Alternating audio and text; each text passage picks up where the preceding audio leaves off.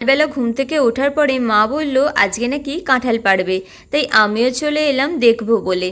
এই যে কাঁঠালটা দেখতে পাচ্ছ, এটা হলো আমাদের গাছের এবছরের মতো শেষ কাঁঠাল, তাই বাপি আর মা মিলে কাঁঠালটা পেড়ে নিল।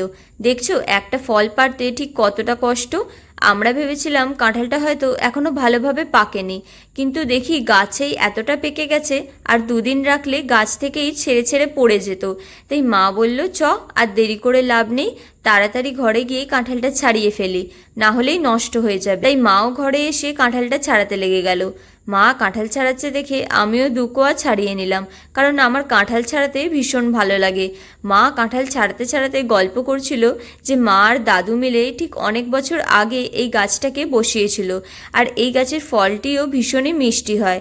দেখো, গল্প শুধু আমি শুনছি না, আমার পাশে বসে এই পুচকোটাও শুনছে। মায়ের কাঁঠাল ছাড়ানো হয়ে গেছে, আমিও হাতে দুটো পেয়ে গেলাম। টাটা।